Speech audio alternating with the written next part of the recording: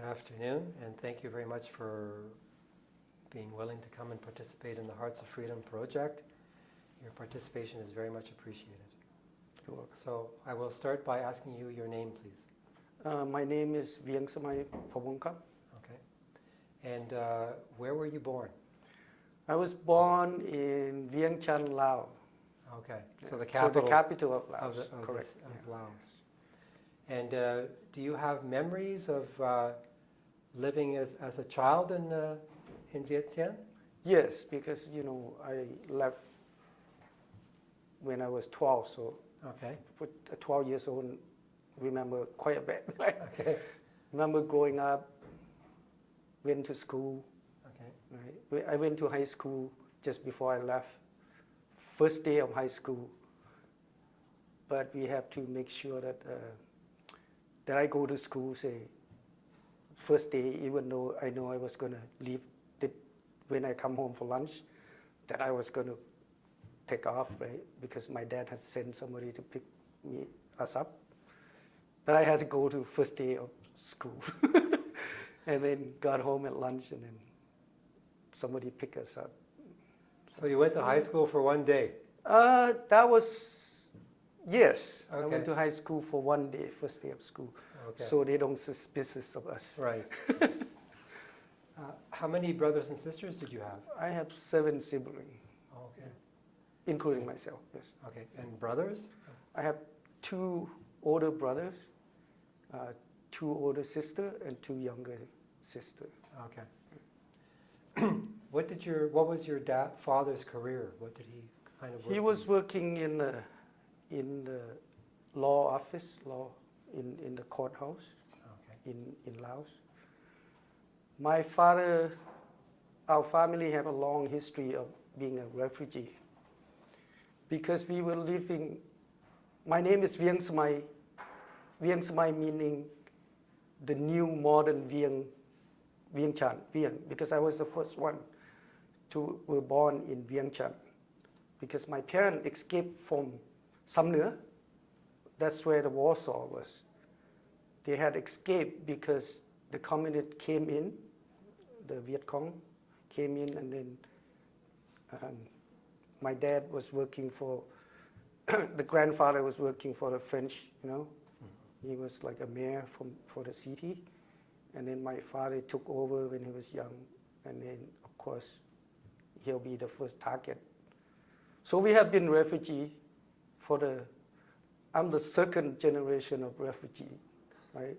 Yeah. So when we made home in Vientiane, then anyway, my dad left Sam Nưa first, and then he told my mom that, I remember my mom always tell this story, that no matter what people say, that I'm still alive, do not believe them. So the communist had taken my dad, somebody ears, this is honest true, somebody ears and go show my mom, say, see, we caught him somewhere, he's dead, move on, right? Get married or whatever. This is a story that's been told. So anyway, my dad had told my mom not to believe them, and she stick to that instruction and waited, and of course, every time somebody come with the heart, sometimes they come with the heart and say, look, this is his heart. That's how bad they were.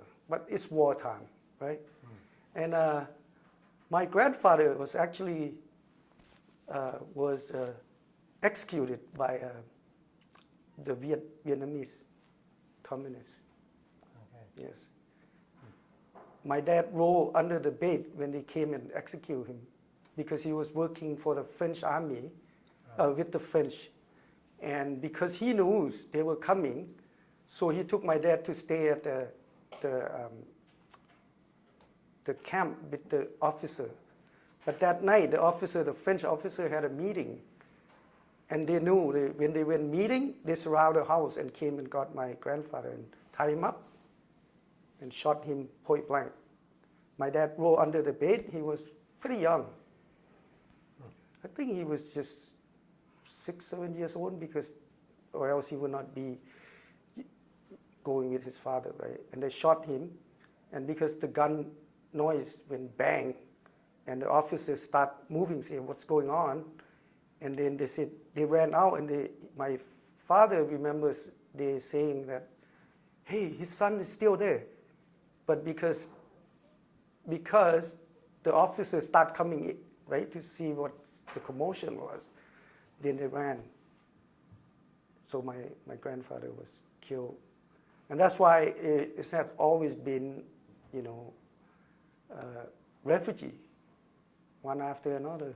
That was the story of our family. Anyway, going back to my mom, my dad finally sent somebody to pick her up. And then she came with a bunch of friends. They all have, the husband left before, because the husband, they always take the husband first, right? The male, right? So only the women and children are left behind. So, which means my two elder brothers and two elder sisters they were coming with my mom. So my mom had to take them, coming up the mountain, walking days, and stay with the armies during the war. They're fighting, Hmong army, So can I ask you, so from your story, I think the important elements are that your father witnessed the death of his father. Yes. He had to live that experience. He had to live that experience his life. Yeah. And he considered himself, as a result of that experience, considered himself a refugee. Well, he's always running. He says he is the high target. Yeah. Right? Right. So when my mom got to Vientiane, and then they have the first child, which is me. That's why they named VIENGSAMAY. I'm like supposed to represent the modern time of our family. So, and then I have two younger sisters. Yeah. Right. So can I ask you, while you were living in Vientiane, did your mother have a career? Did she work? My mom, she's a merchant. She sells stuff in the market. They call it Talat Sao. Right? Talat Sao is the market. Yes. So let's begin with you're in high school, and you're there for the day. Yes. And your father already told you that someone was going to come and pick you up because you were leaving. Yes. So from Vientiane, then I think 1970 something, right, when the fall of Saigon. So then my dad was feeling uncertain, uneasy, because he knows they said, I'm getting you, right? You're not getting, we are here now, right? So he played along with them, yeah. But I have to remind you, this is during wartime. People do stupid things. Yeah. I mean, like, I have no guts against anybody, But yeah, and then he had to take off again. So he took off to Thailand first. And he sent somebody with his picture and came to our house and said, your dad sent us to get you out of here. Get ready. But do not do anything foolish, like do not be suspicious. Just go on with your daily life, just like whatever you do. I said, well, I have to go to school tomorrow. Yeah, go to school. When you come home at noon, this is when we're picking you up. Okay. So we didn't return school. Usually back home, you go home for lunch, for school. I think we have like, an hour, maybe even 2 hours between like fiesta kind of thing. Yeah. So just so I understand, so the person who told you that you were going to get picked up at noon, was this a stranger that your father? No, my dad hired somebody from Thailand. Okay, to look after this. To come and get us.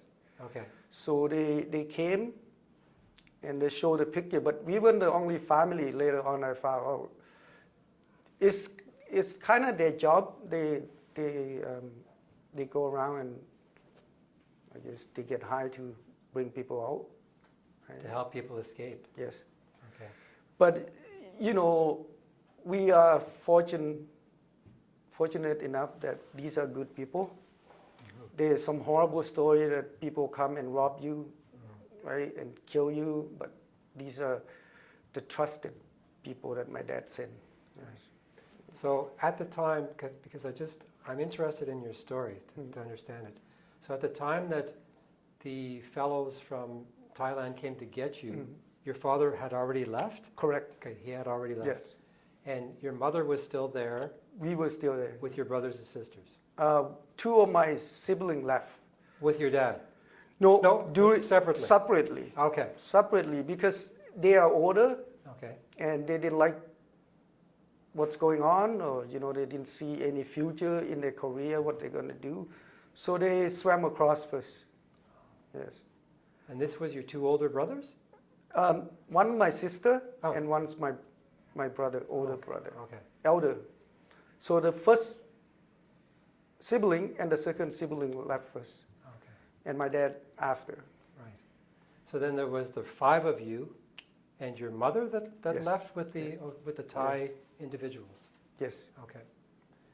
So can you tell me the story about what was that like that on the day that you left? Oh, yes. With your mother and your siblings? Yeah. So then we had a plan because, just to walk a group of 5, 6, 7 people on the street taking the taxi somewhere would be very suspicious, right? Yeah. So we break it up that me and my elder brother, Ranto is his name, and me, and we walked up. We had a farm out in the country, and then that was our meeting point. So my mom said, go there, because there was a bus route to go there, to that point. But from there you have to walk, long walk to the farm, but just go to where the bus stop is. So me and my brother, after lunch, we just walked to the bus. And then my mom and the 3 girls, and my mom, Paidi, Vilai, and Kaison, my youngest, and my mom, they took the taxi, and then they came pick us up at the bus stop. Okay. But the gentleman was already in the taxi with my mom. He came to pick my mom up on a taxi, yes. Okay. So the taxi picked the 6 of you up? Your yes, mother my mom came on a taxi to pick us up at a meeting point because we didn't want to all run into the taxi, right? So yeah, and then we went, then I remember we drove in the jungle. I cannot remember where I said because I was young, and when you're young, you don't go that far from the house, right? Mm-hmm. And then we saw another family, another taxi in front of us, waiting at the spot, right? And then we jump off. They said, jump off the taxi and run into the bush and hide in there because you don't want ongoing traffic to see, right? So we did that, and we went in the jungle now, sit there waiting, and this family that came supposed to meet with us, they decided, because you have to wait till the nightfall before you can walk, right? They decided to go on a tour. They decided to drive around first, and we were like, are they ever going to show up, right? We were sitting in the jungle waiting and scared, right? But it's still daylight. And then they came. Of course, they came with another gentleman. I guess they're a group of people that come get us. They are very well organized, right? So they came, and then when it was nightfall, like when it started darken, so we start walking. There's, I cannot remember how many in that family. Let me see.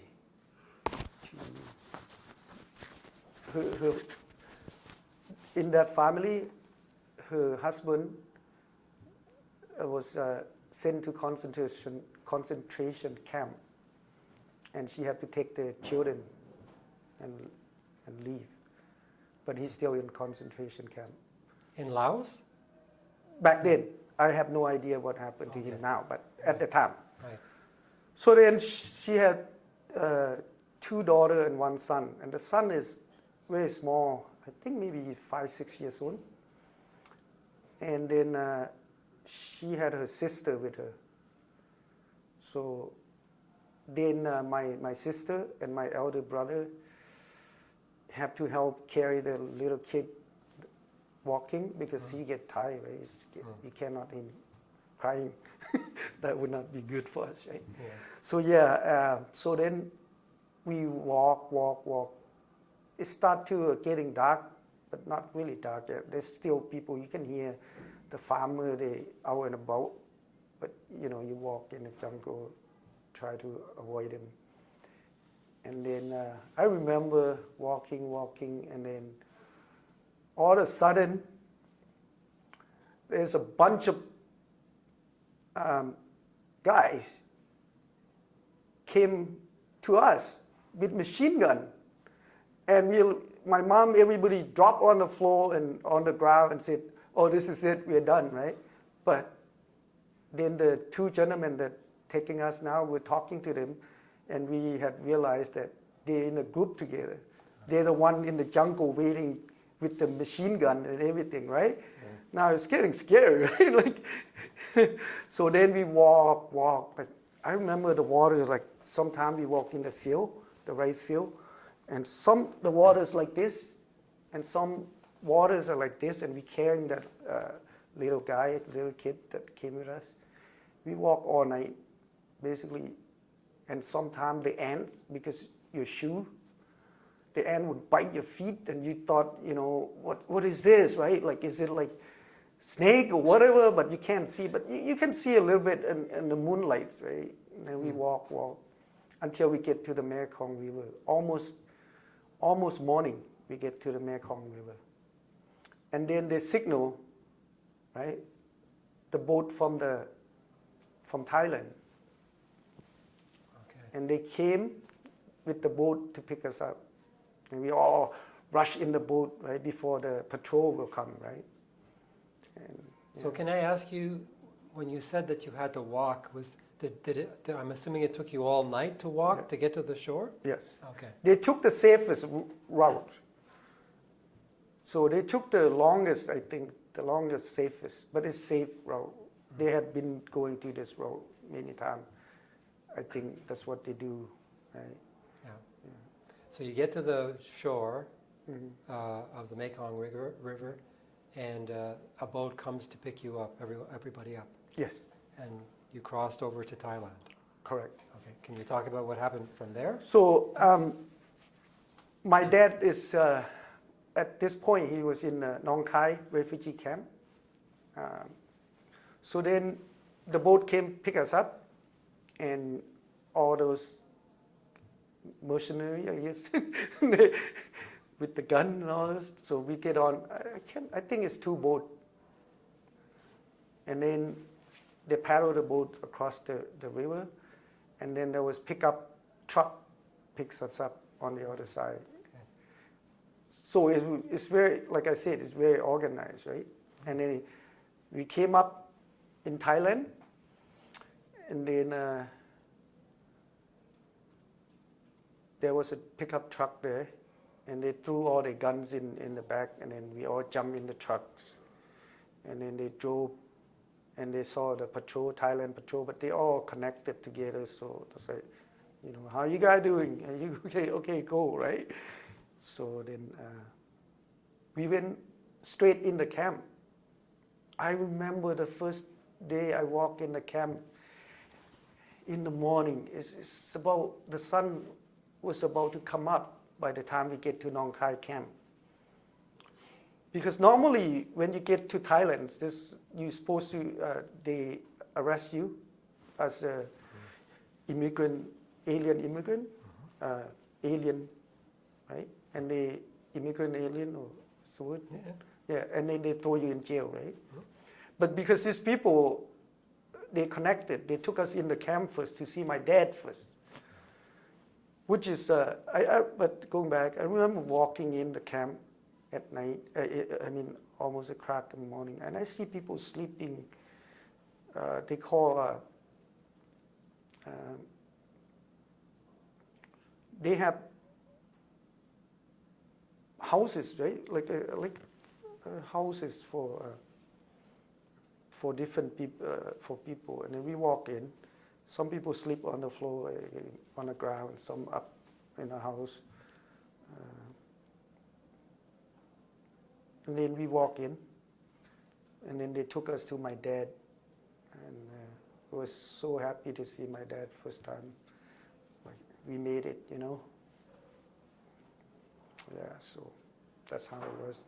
And then we have to get tomo, they call it tomo. It's like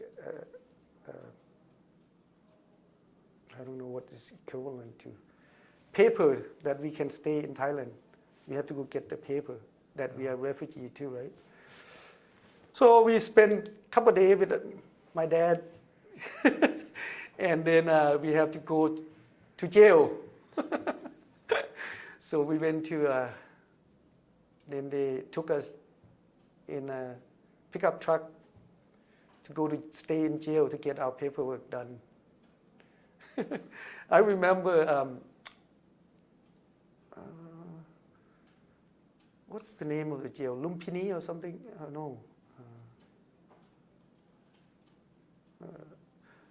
I forgot the name of the jail, but I remember because I was so young, my mom asked the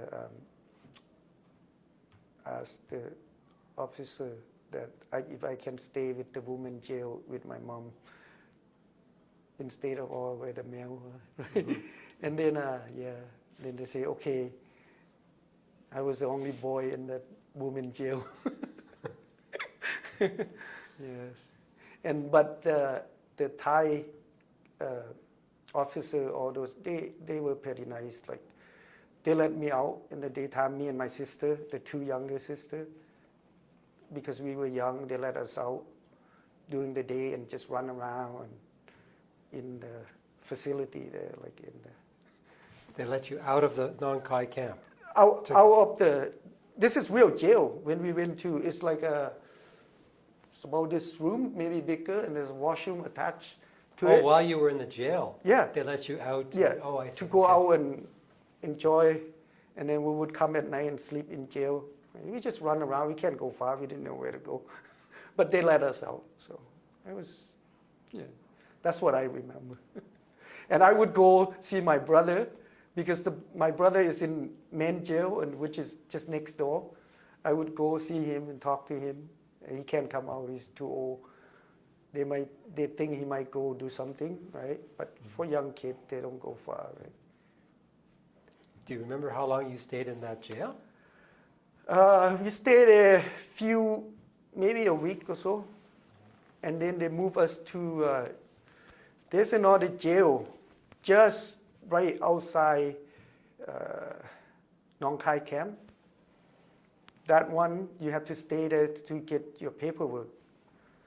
The one in Nong Khai is because you're alien immigrant. So that's when you get locked up. Then they take you to this smaller camp before you get into the big camp, because they have to find a facility for you, make sure you have place, you know, because United Nations is involved with all this, right? Yeah. And then we spend a year in Nong Khai. Okay. So just to understand, obviously the Thai officials were well connected, because they were able to take you directly to Nong Khai camp to meet with your father. Those are actually, those are actually Lao people. Oh. Yeah, that went got us. Okay. And then they knew that they had to take you to the jail for your paperwork. Yes. And then you were there for a week. And then after that, you went to another kind of a camp. Yes. Before you went to Nong Khai camp. I used to remember all those names, but it's been like 40 years. And I still have it in my head, you know, like that little camp too. It's pretty dirty. It's pretty, you know. You live like an animal basically, but it is what it is, right?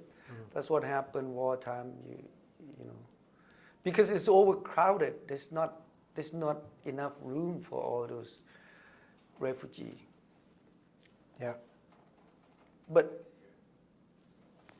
during that time, it was the beginning of refugee. You know, it was and everybody was coming in like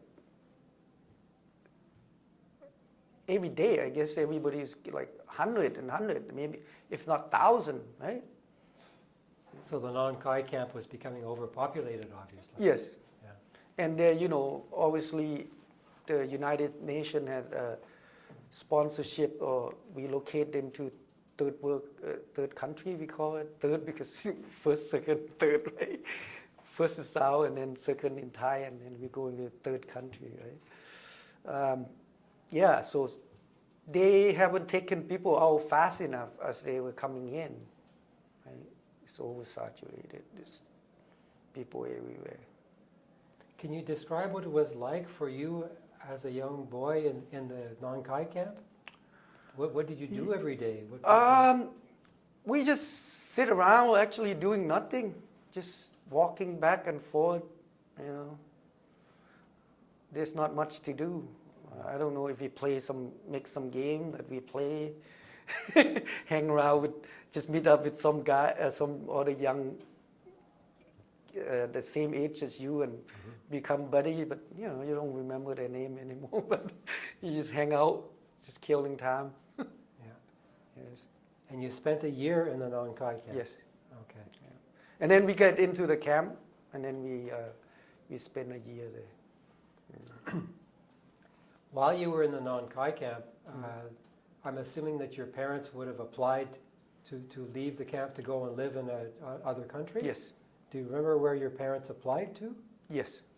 So, because my dad had worked for the government of Laos before, so we applied to go to United States, and we applied to come to Canada, as well as Australia.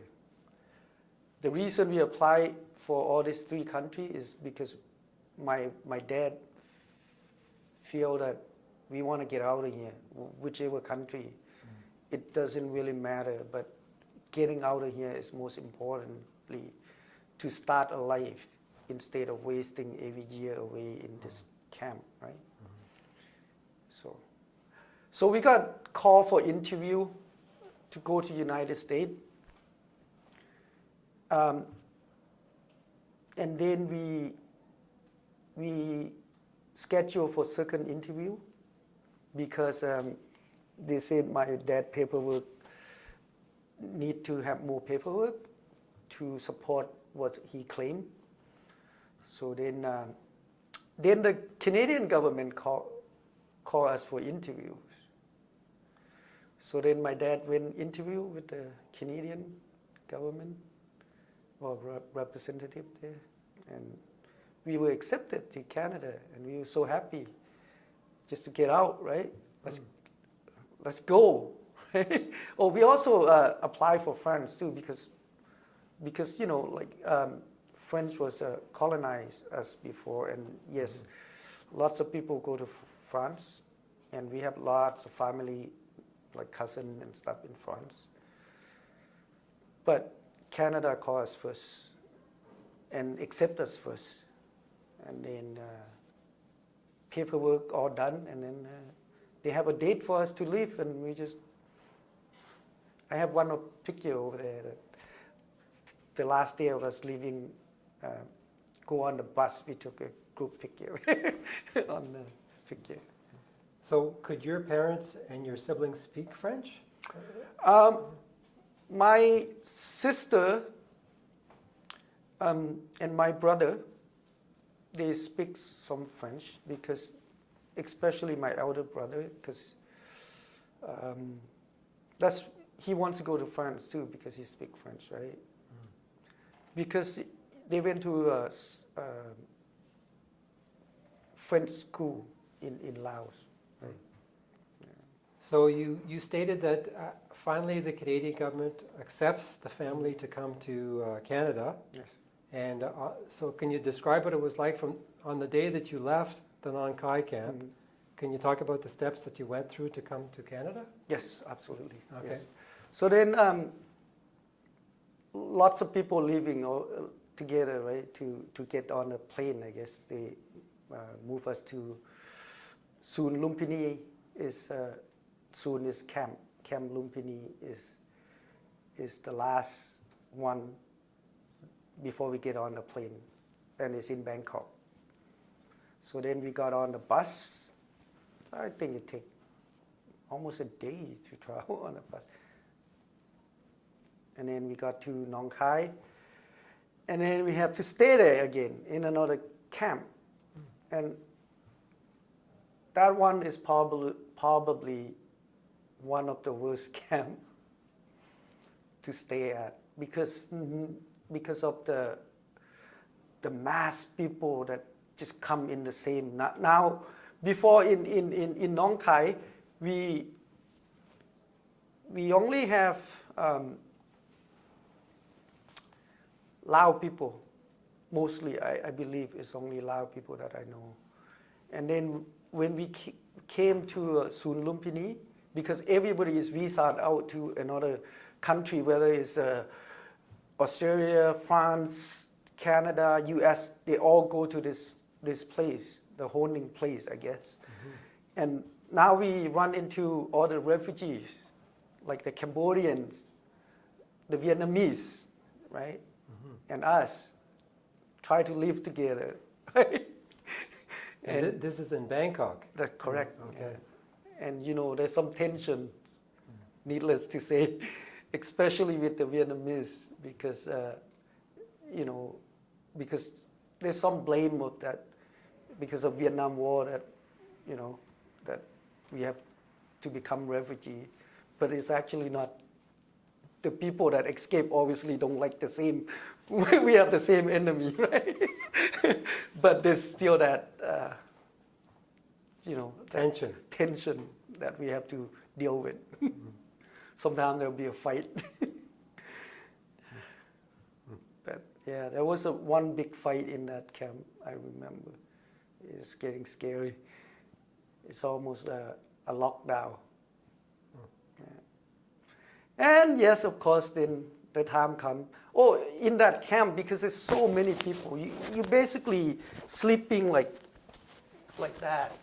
And your foot be pointing this way, and on the row, people foot be pointing this way, and their head will be going together like this, and the foot pointing there. If you're against the wall, then your foot be pointing this way, right?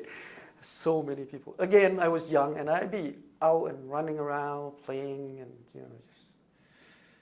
I don't think I was that young, just 12 years old. I guess still is teenager, almost preteen. Mm-hmm. Yeah. So then we got on a plane and come to Canada. Yeah. Okay. So the plane landed where? Oh, we landed in Edmonton. I think it was an army base. Cannot remember. But do you remember what the weather was? Was it winter or something? We came in October. Okay. So I remember it was cold. It was very windy in Edmonton. But there was no snow yet. Yeah. So they took us in this army base. And right away you notice the difference of the accommodation. Right? Now we have our own bed, our own, there's a nice washroom now that we can use, right? It's not smell anymore. And yeah, it was, they gave us new clothing, right? They give us all new clothing for winter clothing, some personal items. And then we go through physical checkup. I think that's why we were there. But I know some people flew straight to wherever they go, but for us, a lot of us like came on the same plane, right? Yeah, we were there, and we would go to have a meal with the soldier, the same cafeteria. Yes, I remember like the food, although it's good food, but it's the taste, the acquired taste is different, and you're like, oh, so this is it, right? I remember seeing all the soldiers in the morning, they would have cereal and milk. We could do it. It's like cereal and milk. You didn't even know what it was, right? And then, we eat the regular stuff like scrambled eggs, bacon, bread, stuff like that, rice. Something that we have acquired taste for. Yeah. And then we were there, I think we were there about less than a week. Yeah. Okay. Were there sponsors waiting to come to meet with you, to assist you with your... in Edmonton? Yes? No. Okay. But we were sponsored. Okay. This is just the stages where we're going through before we get to Vancouver. And then we get on a plane to come to Vancouver. Yeah. I remember it's a short ride plane. It's like up and down, right? How many hours was it from Edmonton to here? Like a couple hours plane? But back then, you know, you were young, and this is a new foreign country. You have no idea where you're going, right? And then we came to YVR, Vancouver Airport, and our sponsor went and pick us up. Now we meet our sponsor. We were sponsored by a Catholic church, St. Peter and Paul in Vancouver here. And how was the decision made for you to go to Vancouver? Because you could have stayed in Edmonton, for example. No, you can't. Or you couldn't? Because your sponsors already did all this paperwork. Oh. Edmonton was just another check-up point for us. Okay. Yeah. And then we go, some people went from Edmonton, they would go to Ontario, right? For us, we came to Vancouver. Okay. And some people go to BC still, but to, you know, like different parts of BC, like Prince George, different place. Yeah. Vancouver Islands. So you flew to Vancouver to airport, and you were picked up by your Sponsor sponsors? now. This is our first time we met our sponsor. So can you talk about what that was like, please? Yes. We now have experienced the beauty of what is it like with the Canadian people that open heart to our situation and have accepted us, and that they are responsible for our well-being now, right? They were nice people. They are nice people. So they took us. We came to the church. And there were many people, because we were sponsored by the church, I guess. At this time, it's the first refugee wave almost. Everybody excited to meet new family, right? To give us an opportunity, right? And they were at the church waiting for us. So we came and met people. Some of them we remember name, but some we. Because they after we meet them, they still. I think lots of people, I guess they are.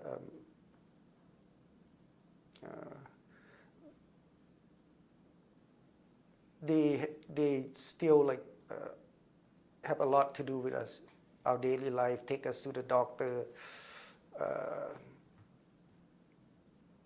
Take us to school.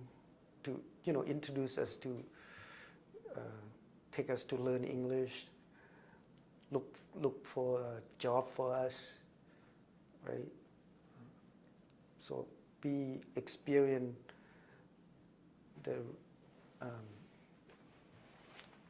the kind heart of Canadian. What does it mean to be Canadian? And I share that in my heart.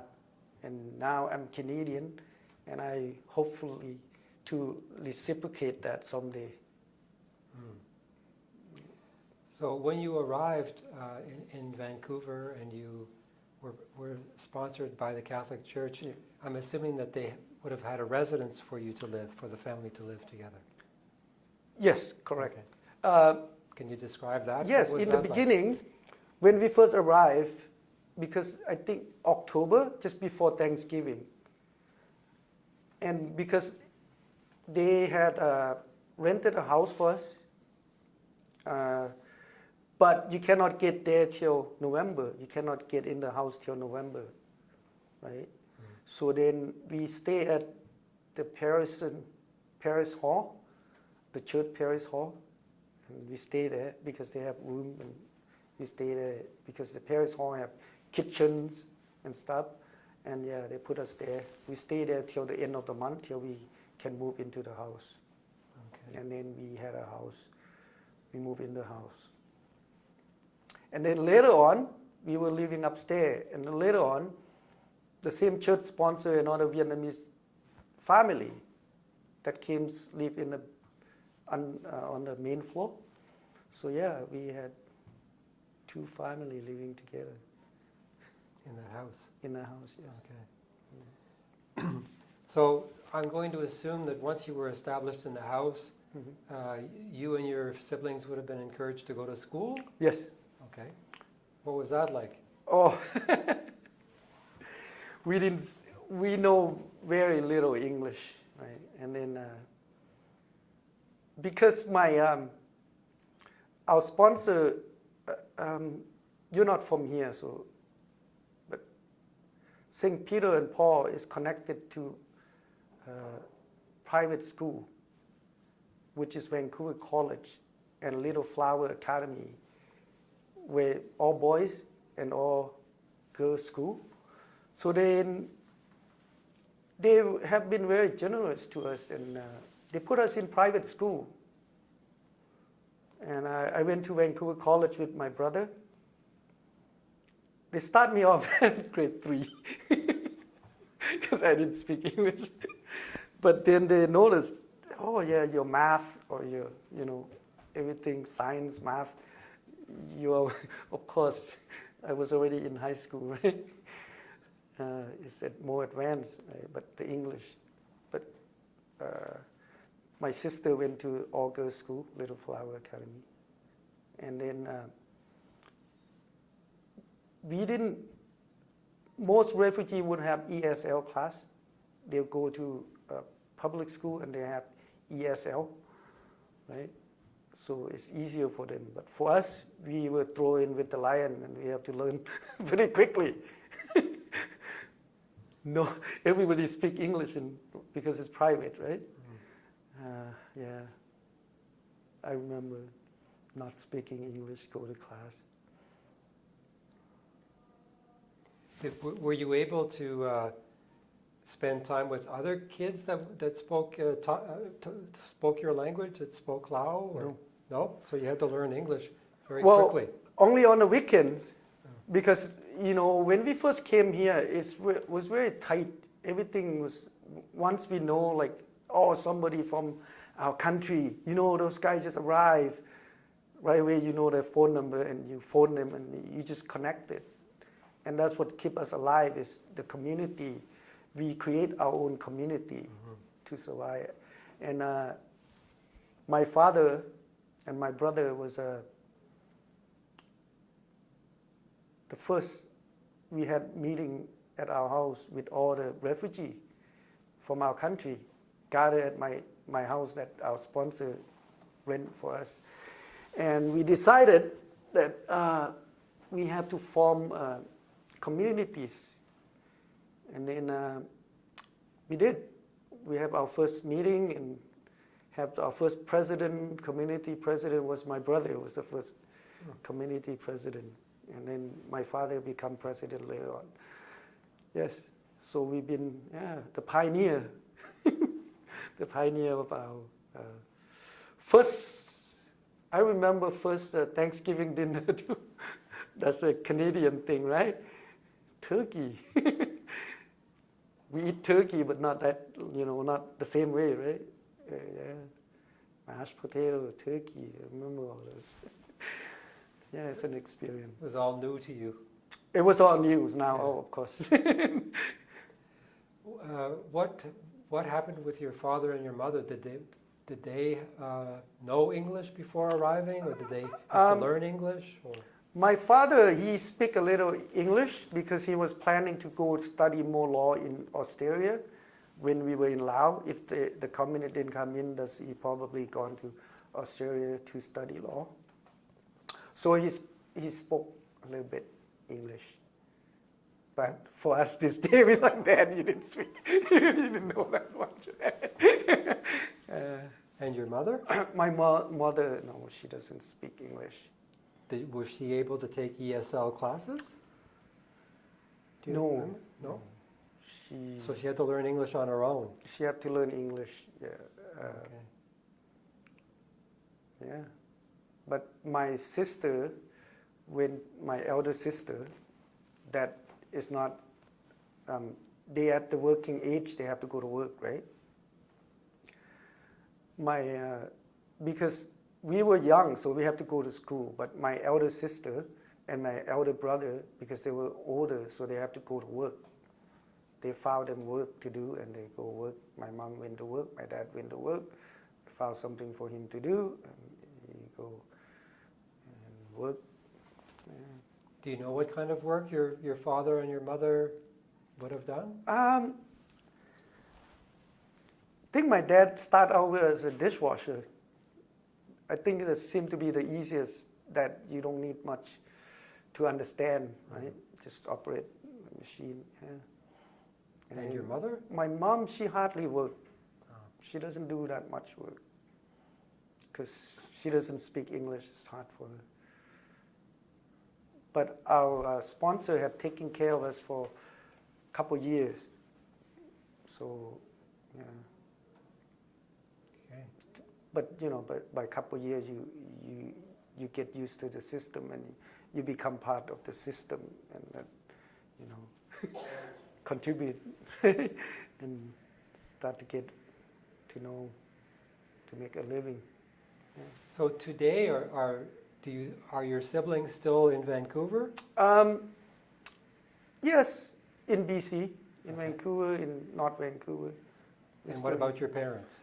My dad had passed in. Okay. And your mother? My mom lived with me. Oh, she lives with you? She lived with me. Okay. Yes. I moved away, actually, after school. I moved away to Ontario. Oh. I lived in Ontario for 25 years or so. Oh. I just recently moved back, maybe 2008 I moved back here. And where did you live in Ontario? Kitchener, Waterloo. Went to Montreal, visit Montreal and Quebec, all those, yeah. And did your mother go and live with you in Ontario? No. I was me and my two brothers, we moved out there. Okay. Yeah. So you came back to Vancouver, and now your mother is staying with you? Okay. Before she was staying with my sister. So once you became a young adult, after that, what happened? You worked in Ontario for a period of time? Yes. Came back to Vancouver in 2008. Did you marry? Do you have a... I have daughter with Caucasian. Okay. Yeah. So I have a half mixed daughter. Is your daughter a young adult now? Oh, she's 25 already. Okay. Yeah, time flies. Yes, and then me and her moved back here. 2008, we moved back to BC. And then since then, I opened a business, and have some employ few people. Do you still have a chance to get together with your brothers and sisters? Oh yes, all the time. We are pretty tight family. We connect pretty tight. I think our generation anyway, a Thai family, because we've been through a lot together, you know. Even friends that we meet along the way that go through the experience always tight with each other, right? Because you have that common experience. Mm-hmm. Right? And you mentioned that there was a Laotian association. Correct. Are you still involved with it? Yes, we're still involved with it. Okay. Yes, my brother was the president, and then few times he got elected, few times back and forth. Somebody else and then him. So now there's somebody else taking presidency. Yes. And is that association preoccupied with maintaining your culture? Yes. Okay. Can you talk about some of the things that the association does? Yeah, we have association that you know, if anything like performance cultures that we represent our culture and go to. But you know, there's one thing I noticed in the beginning when we first came to Canada. It's very, like as I was saying earlier, it was a very tight community. You lean on each other for everything. Mm-hmm. But now the association is not as important as it used to be, because people know how to do a lot of things themselves, right? Before you go to court, you need some translation. Now you can speak for yourself, right? Because 40 years being in this country, you know, you need to hold hand each other, not as much, right? But we still keep it just because for the culture, for support each other still. Yes. And have you maintained any contacts with your former sponsors? Myself, because as I was saying, I moved away for 20-something years. But when I came back, I went back to the church with my wife. And I didn't recognize too many people, right? And I didn't want to ask around who's still around. Plus, you forget some of their name too, right? Because it's a long time. It's been a long time. Yeah. But Canada had been good for us, really good for us. I assume you became a Canadian citizen. Yes. You went through I was even too young to take citizenship tests. As soon as my parents become citizen, speaking of that, my my dad, because went and take a citizenship test, and he passed. And then we all become Canadian citizen. The young one, anyway, for me now. Yeah, anybody under 18, right?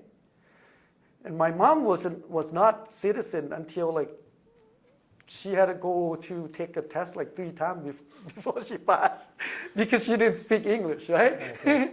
So I think after the 3rd attempt, she did become Canadian citizen. Okay. Yeah. And the 2 elderly, they have to do on their own. They have to take the test on their own because they are adults. And all your brothers and sisters, do they have all families of their own? Yes.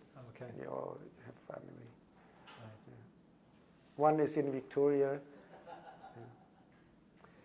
So one of the goals of this project is to inform the younger population or teach the younger population about what that period of history was like and the importance of that period in history in Canada. So if you were invited, for example, to go to a high school and to talk to a bunch of Canadian students about the experience of leaving your country to come and establish yourself in Canada, what would you share with them?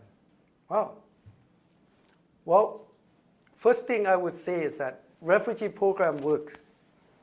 Second thing I would say is nobody want to be refugee. Nobody want to leave their house, their comfort, their family, their property that they have. Just because we're a refugee doesn't mean we can be looked down on. It's just the life that dealt us at the time, the crisis or whatever it is that make us refugee. It could be from the virus.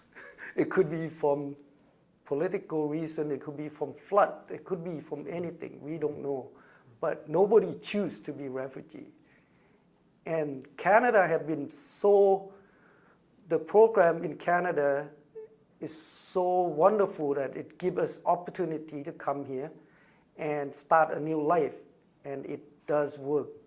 We have come here, we have become Canadian. We're so proudly to say, this is Canada, this is my home, this is my country.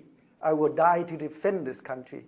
And that's it's in our heart as a refugee. Yes, it was foreign to us, right? To come here first, but it's have opened up so many different things. For instance, earlier I said that I have a company that employs 7 employees, and they're not all, they all different culture that I employ. There's Canadian, like real Canadian that born here, you know, and there's other nationality, right? So it does work. That's what I would say. Right? Okay. Have you ever had, since you've been in Canada, have you ever had opportunities to go back to Laos?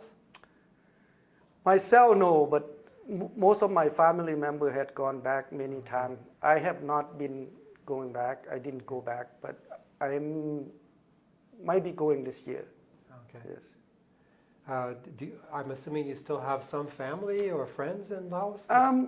As far as friends go, it's just people we know now. Mm-hmm. But the family, my mom's side of the family is still there, but my father's side is all out of the country. Okay. So my mom's side is still there, yes. Okay. Mm-hmm. Thank you very much. Well, thank you. It was great. That's me. That's my number coming out of the camp, right? Yeah. This is my number. That's me. Picture of the visa out of the Thailand, right? And where was that picture would have been taken? That one is Nong Khai. In Nong Khai. Nong Khai. And this is our last day, leaving Nong Khai camp with the family, saying goodbye, farewell. This is my first snow in Canada, built snowman with my sister, the 2 youngest sisters. And this is my mom and dad with my elder sister in the same house. No snow yet, this one. That's it. This was the house that was rented for you by the sponsor? Yes, that's right. Okay. And yeah, this one, this house here. Okay. Okay. Yeah. Thanks very much.